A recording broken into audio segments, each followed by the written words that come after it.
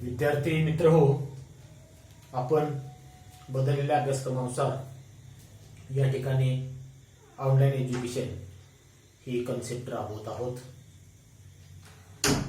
अलीकडच्या 7-8 दिवसामध्ये विशेषतः पश्चिम महाराष्ट्रात सांगली, सातारा, कोल्हापूर या तिन्ही जिल्ह्यामध्ये कोरोनाचा अक्षरशः म्हणजे हैदोस सुरू आहे. त्यामुळे आपले काम असेल तरच कृपया विद्यार्थी, तुमच्या घरातील नातेवाईक, तुमचे संबंधित लोक यांना तुम्ही खऱ्या अर्थाने जागरूक नागरिक म्हणून, जबाबदार एक विद्यार्थी म्हणून सर्वांना सांगायचं आहे की शक्यतो काम असेल तरच बाहेर पडायचं आहे. सर्व हॉस्पिटल्स, दवाखाने सुविधा पॅक आहेत. दवाखान्यामध्ये तुम्हाला जायचं म्हटलं तर त्या ठिकाणी जागा नाही. दररोज कुठल्या ना कुठल्या कारणाने, कोरोनाच्या असेल किंवा अन्य कोणत्या कारणाने, उपचाराअभावी अनेक लोकांचे हाल होत आहेत. प्रसंगी काही लोकांना मृत्यूला सामोरं देखील जावं लागत आहे. तरी कृपया सर्व नियमाचं पालन करून आपली कामं भले राहिली तर चालतील, मात्र शक्यतो घराबाहेर पडू नका. सॅनिटायझरचा वापर, मास्कचा वापर करा. त्याचबरोबर एखादी कोणतीही वस्तू आणली की ती वस्तू सॅनिटायझरचा वापर करून ती पुन्हा वापरात यावी, अशा प्रकारची विनंती आपण या ठिकाणी करत आहोत. प्रकरण क्रमांक 4 ला आपण या ठिकाणी आज सुरुवात करणार आहोत. प्रकरण क्रमांक 3 मध्ये युरोपियन वसाहतवादी लोकांनी इंग्रज, फ्रेंच, पोर्तुगीज आणि डच यांनी भारतामध्ये प्रवेश करून कशा प्रकारे सत्ता विस्तार केला, कोणकोणत्या ठिकाणी आपल्या व्यापारी वखारी स्थापन केल्या, त्या वखारीचं प्रशासन कशा प्रकारचं होतं याचा विचार आपण केला तिसऱ्या प्रकरणामध्ये. त्यानंतर प्रकरण क्रमांक 4, या प्रकरणाचं नाव वसाहतवाद व मराठे. युरोपीय वसाहतवादी देश यांचा भारतात झालेला प्रवेश आणि त्यानंतर त्यांचा मराठ्यांशी कशा प्रकारे संबंध येत गेला, त्याचबरोबर या मध्ययुगामध्ये मराठ्यांनी या परकीय सत्ताधीशांच्या बरोबर संघर्ष करून आपली सत्ता अबाधित कशा प्रकारे ठेवली, त्याचा विचार अगदी छत्रपतीपासून पेशव्यांपर्यंत या पोर्तुगीज, इंग्रज, डच आणि फ्रेंच या सत्ताधीशांच्या बरोबर मराठ्यांचा संबंध कशा प्रकारे येत गेला, त्याचा विचार या 4थ्या प्रकरणामध्ये आपण करणार आहोत. एकूण 12 प्रकरण आहेत. पहिल्या सत्रासाठी आपण 6 प्रकरण, दुसऱ्या सत्रासाठी 6 प्रकरण, तरी पण आपण 7 प्रकरण पहिल्या सत्रामध्ये घेणार आहोत. काही वगळलेला अभ्यासक्रम सोडला तर तो देखील वगैरे असला तर त्याचा आपल्याला पार्श्वभूमी, त्याचा आपल्याला थोडाफार रेफरन्स घेतल्याशिवाय आपल्याला काही करता येणार नाही. तर मराठ्यांचा संबंध विचारात घ्यायचं म्हटलं तर सुरुवातीला पोर्तुगीज व मराठे. पोर्तुगीज व मराठे. पोर्तुगीजांचे महाराष्ट्रामध्ये वखारी, किल्ले, वसाहती जर विचार करायचं म्हटलं, दीव, दमण, गोवा, चोल, उरण, दीव, दमण, गोवा, चोल, उरण, वसई या ठिकाणी पोर्तुगीजांची किल्ले होती. विशेषतः किल्ले, वसाहती, वखारी या ठिकाणी त्यांच्या आपल्याला दिसून येतात. आणि पनवेल या ठिकाणी त्यांचा दारुगोळा होता. म्हणजे लष्करी ठाणं म्हणून आपण त्याला असं म्हटलं तरी वावगं ठरणार नाही. या पोर्तुगीजांच्या बरोबर मराठ्यांचे संबंध जर विचारात घेतले लवचिक होते. प्रसंगी ताठर, प्रसंगी लवचिक, म्हणजे जसं योग्य सत्ता विस्तार करणं, सत्ता संरक्षण करणं या दृष्टिकोनातून बऱ्याच वेळा कमी अधिक प्रमाणात लवचिक ह्या शब्द जो साहित्यामध्ये बऱ्याच वेळा वापरला जातो, त्या शब्दाचा खऱ्या अर्थाने अर्थ म्हणजे की जशी परिस्थिती त्याप्रमाणे वागणे म्हणजे लवचिक वागणे. प्रसंगी ताठर, प्रसंगी मवाळ. तर मराठी आणि पोर्तुगीज यांचे संबंध हे लवचिक होते. छत्रपती शिवाजी महाराज, मराठी म्हणजे कोण? शिवाजी, संभाजी, राजाराम, ताराराणी आणि शाहू. छत्रपती कुटुंबातील लोकांची ही प्रामुख्याने नावे. छत्रपती शिवाजी महाराजांनी स्थापन केलेले राज्य आणि मिळवलेले प्रदेश म्हणजे स्वराज्य. छत्रपती कुटुंब आणि पेशवे. छत्रपती शाहू यांच्या काळामध्ये पेशवाईला सुरुवात झाली. बाळाजी विश्वनाथ, पहिला बाजीराव, चिमाजी आप्पा, त्यानंतर नानासाहेब पेशवे, माधवराव, सवाई माधवराव, नारायणराव, दुसरा बाजीराव ही पेशव्यांची पुढची वंशज. या पेशव्यांच्या बरोबर आणि मराठ्यांच्या बरोबर छत्रपती कुटुंबातील बरोबर यांचे असलेले संबंध आपण या ठिकाणी विचारात घेत आहोत. तर लवचिक संबंध होते. पोर्तुगीज छत्रपती शिवाजी महाराजांनी युरोपियन लोकांना ओळखण्यामध्ये अत्यंत दूरदृष्टी दाखवली होती. कसं असते? राजा त्याची गुणवैशिष्ट्य विचारायची म्हटलं तर एक त्याचे राजकीय मुत्सद्दीपणा, दूरदृष्टीपणा, लवचिक असणारं धोरण, त्याचं लष्करी धोरण, त्यांचे इतर राज्यांचे संबंध, या सगळ्यांचा भागामध्ये जर विचारात घ्यायचं म्हटलं तर छत्रपती शिवाजी महाराजांनी युरोपियन लोकांना ओळखण्यामध्ये जी समकालीन राज्यांनी जी दृष्टी होती त्यामध्ये शिवाजी महाराजांचा म्हणजे दृष्टी अत्यंत उच्च दर्जाची होती. युरोपियन लोकांना छत्रपती शिवाजी महाराज प्रामुख्याने पोर्तुगीजांना, इंग्रजांना, डचांना हे युरोपियन सावकार आहेत अशी त्यांची भूमिका होती. भारतामध्ये आलेले जे सावकार आहेत असं छत्रपतीचं मत होतं. त्याचबरोबर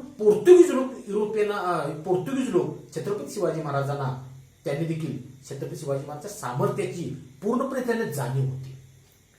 छत्रपती शिवाजी महाराजांच्या बद्दल अशा प्रकारचे युरोपियन लोकांनी प्रामुख्याने पोर्तुगीजांनी जी भूमिका मांडली होती, छत्रपती शिवाजी महाराजांचा इतका दरारा आहे की त्यांना आव्हान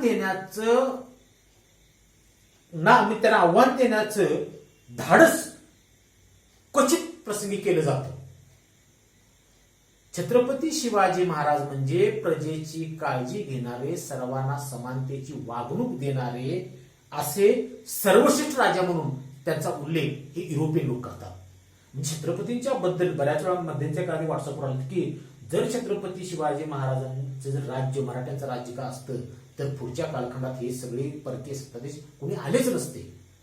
इतकं म्हणजे त्यांच्या कर्तबगारीबद्दल किंवा मराठ्यांच्या एकूणच पराक्रमाबद्दलचं मत या ठिकाणी काही परकीय लोकांनी व्यक्त केलेलं आहे. मात्र दुर्दैव मराठी सत्ता पुढच्या काळात राहिलेली नाही. तर छत्रपती शिवाजी महाराजांची दूरदृष्टी पोर्तुगीजांना ओळखण्यामध्ये होती. पोर्तुगीज देखील शिवाजी महाराजांना चांगल्या प्रकारे ओळखून होते आणि छत्रपती शिवाजी महाराजांच्या नावाचा एक दरारा इतका होता की त्यांना धाडस करण्याचे क्वचितच प्रसंग या ठिकाणी आढळतात, क्वचित काही ठिकाणी आढळतात. त्याचबरोबर एक प्रजेची काळजी घेणारा, सर्वांना समानतेची वागणूक देणारा असा एक सर्वश्रेष्ठ राजा म्हणून त्यांचा उल्लेख केला जातो. 1665 मध्ये छत्रपतींची काही जहाजे या पोर्तुगीजांनी पळवली होती. मात्र ती छत्रपतींच्या धाकामुळे परत करावी लागली. जवळजवळ 11 जहाजे ही त्यांनी पळवली होती, 13 जहाजे पळवली होती, ती छत्रपतीच्या धाकामुळे परत द्यावी लागली आहे. त्याचबरोबर फोंडा किल्ल्यावर दारुगोळा पुरवण्याचं काम देखील झालेलं आहे म्हणजे पोर्तुगीजांच्याकडून. सुरत छत्रपती शिवाजी महाराजांनी स्वराज्याचा खजिना भरून काढण्यासाठी किंवा राज्य उभा करण्यासाठी, मनुष्यबळ उभा करण्यासाठी जो द्रव्यबळ आणि म्हणजे पैसा लागत असतो भरपूर. शेवटी कसं असते, आर्थिक परिस्थिती त्या काळातील राज्याची आर्थिक परिस्थिती अत्यंत महत्वाची असते. कोणतंही राज्य चालवायचं असेल, विकासाची कामं करायची असेल तर पैसा हा राज्याची तिजोरी ही सक्षम असावी लागते. तर या कालखंडात राज्याची तिजोरी भरून काढण्यासाठी, मनुष्यबळ आणि द्रव्यबळ उभे करण्यासाठी शिवाजी महाराजांनी सुरतेची लूट केली होती. या सुरतेच्या लुटीवेळी पोर्तुगीजांनी त्यांच्या प्रदेशातून जात असताना छत्रपतींना पूर्णपणे मदत केली होती. त्यानंतर 1670च्या दरम्यान 1667 दरम्यान गोव्यातील बारदेश नावाचा एक प्रदेश होता. त्या बारदेश प्रदेशावर छत्रपती शिवाजी महाराजांनी आक्रमण केलं होतं. हा बारदेश नावाचा आज देखील त्या ठिकाणी एक छोटासा भाग आज देखील या नावाने म्हणजे आपल्याला पाहावयास मिळतो. गोव्यामधील बारदेशावर छत्रपती शिवाजी महाराजांनी आक्रमण केल्यानंतर तेथील जनतेने छत्रपतींचे फार मोठे स्वागत केले. महाराष्ट्र आणि कर्नाटक मधील जो सीमावाद आज तुम्हाला पाहायला मिळतो, अगदी बेळगाववरून पहिल्यापासून आपल्याला आज देखील अजून स्वातंत्र्य प्राप्तीनंतर आजपर्यंत तो सीमावाद अजूनही मिटलेला नाही. मात्र या परिसरामध्ये छत्रपतींना प्रचंड मान आणि सन्मान त्या कालखंडात होता बेळगावच्या परिसरामध्ये. आणि गोव्यामध्ये बारदेश या प्रदेशामध्ये जेव्हा छत्रपतींचं स्वारी केली त्यावेळी तेथील जनतेने फार मोठं स्वागत केलं. मात्र दुर्दैव असं छत्रपतींना बारदेश प्रदेशात जिंकण्याचं त्यांचं स्वप्न हे अधूर राहिलं. ते त्यांना फार यश त्या ठिकाणी मिळालेलं नाही. त्यानंतर 1670 मराठे आणि पोर्तुगीज यांच्यामध्ये करार झाला की दोन्ही सत्ताधीशांनी नेमके कोणकोणत्या प्रकारच्या भूमिका या प्रदेशामध्ये घ्याव्यात. तर त्यामध्ये एक जहाज लुटीबद्दल दोघांनीही समान भरपाई द्यावी. एक जहाज लुटीबद्दल ती भरपाई समान द्यावी. एकमेकाच्या प्रदेशामध्ये किल्ले बांधण्याला प्रतिबंध करू नये. ज्या ज्या भागामध्ये मराठ्यांचे जे भाग होते पोर्तुगीज त्या भागामध्ये किल्ले बांधणीला म्हणजे परवानगी होती. मात्र इतरांनी म्हणजे त्यांना त्याच्या प्रदेशामध्ये पोर्तुगीज आणि मराठ्याच्या प्रदेशामध्ये आणि मराठ्यांनी पोर्तुगीज प्रदेशामध्ये किल्ले बांधू नयेत असे ठरलंय. त्याचबरोबर मराठ्यांच्या विरोधात सिद्धीला पोर्तुगीजांनी मदत करू नये. एक किल्ले, दुसरा मुद्दा, आणि सिद्धी जे होते यांना पोर्तुगीजांनी मदत करू नये. चौथा मुद्दा रामनगर या भागात चौथाई वसूल करण्याचे मराठ्यांना मिळालेले अधिकार. आणि पाचवा मुद्दा मराठी आणि पोर्तुगीज यांच्यामधील असणारे वाद सामोपचाराने मिटवण्यासाठी जे दोन वकील दोन्ही पक्षकाराकडून दोन्ही पोर्तुगीजांच्याकडून जो वकील होता तो गोसालो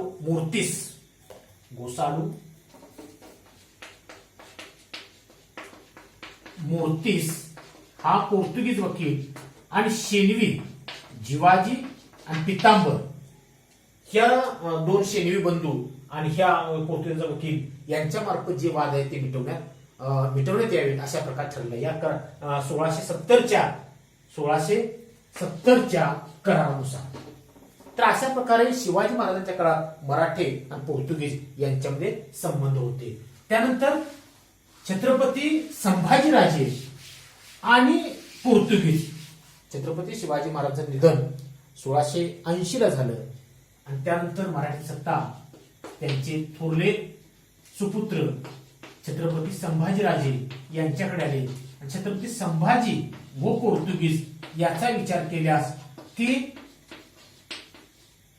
पोर्तुगीज छत्रपती संभाजीराजेंच्या विरोधात औरंगजेबाला मदत करत होते. जी मुघल सत्ता होती मुघल सत्ता होती बाबर, हुमायून, अकबर, जहांगीर, शहाजहान आणि औरंगजेब आणि स्वतंत्र एक सत्ताधीश म्हणजे शेरशाह. ही मुघलांचा शेवटचा म्हणजे जो औरंगजेब होता हे औरंगजेब हा मराठ्यांचा शत्रू होता.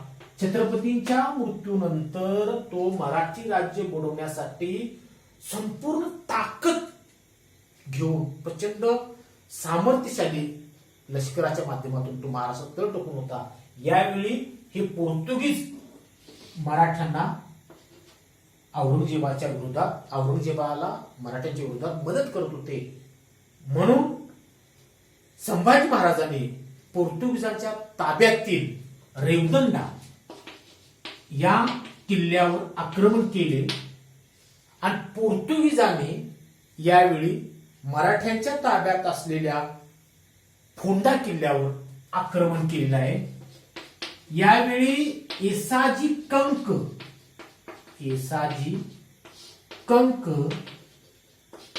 याचं बलिदान व्यर्थ केलेलं आहे. म्हणजे तो यावेळी तो अयशस्वी ठरलाय. त्याला फारसे यश आलेलं नाही. पोर्तुगीजांच्याकडून त्याला फारसे यश आलेलं नाही. त्याचवेळी पोर्तुगीजांचा एक गव्हर्नर जनरल जखमी देखील झालेला आहे आणि मुघलांनी स्वराज्यावर आक्रमण केल्यामुळे पोर्तुगीजांच्याकडं लक्ष देणं छत्रपती संभाजीराजेंना म्हणजे जमलेलं नाही, कारण हे इकडंच अडकून पडलेले आहेत आपल्या मराठ्यांच्या प्रदेशामध्ये. असा प्रकार म्हणजे संभाजीराजे पोर्तुगीज औरंगजेबाला यावेळी होता ना, औरंगजेबाला पोर्तुगीज मदत करत होते. रेवदंडा किल्ल्यावर त्याने आक्रमण केलं होतं. फोंडा किल्ल्यावर त्यांच्या म्हणजे पोर्तुगीजांच्या ताब्यात रेवदंडा किल्ल्यावर संभाजीराजेने आक्रमण केलं आहे आणि पोर्तुगीजांनी मराठ्यांच्या किल्ल्यावर फोंडा किल्ल्यावर आक्रमण केलं आहे आणि शेवटी येसाजी कणके याचं बलिदान व्यर्थ ठरलं, तो अपयश ठरला. मात्र मुघलांच्या आक्रमणामुळे, मुघलांच्या स्वारीमुळे संभाजीराजेंना या मोहिमेकडे लक्ष देता आलेलं नाही. त्यानंतर छत्रपती शाहू, शिवाजी, संभाजी, राजाराम,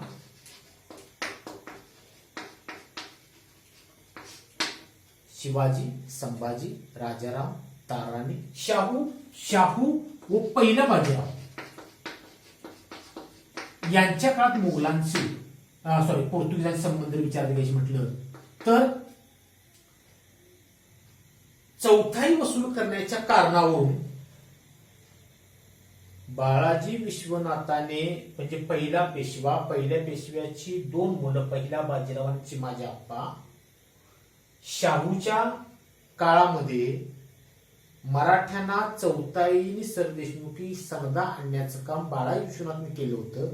मराठ्यांना उत्तरेतील साम्राज्य विस्तारासाठी क्षेत्र निर्माण करून दिलं होतं आणि अशा वेळी ज्या ज्या ठिकाणी मराठ्यांना चौथाई वसूल करण्याचा संबंध आला त्यावेळी पोर्तुगीज यांच्याबरोबर देखील वाद झालेला आहे.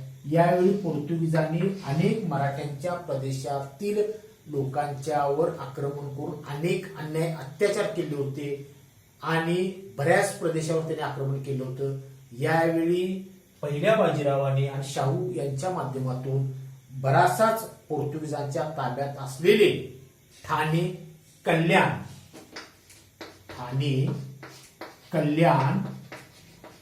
साष्टी यासारखे प्रदेश पोर्तुगीजांच्याकडून मराठे जिंकून घेण्यात यशस्वी झाले आणि यावेळी या सर्व बाबतीत चिमाजी अप्पाचं यश फार मोठ्या प्रमाणावर आहे. कारण पश्चिम किनारपट्टीवर पोर्तुगीज, सिद्धी यासारख्या परकीय सत्ता देशांना वचक त्यांच्यापासून मराठी प्रदेशाचे संवर्धन करण्यामध्ये चिमाजी अप्पा याचं योगदान हा फार मोठ्या प्रमाणावर आपल्याला गृहीत धरता येईल.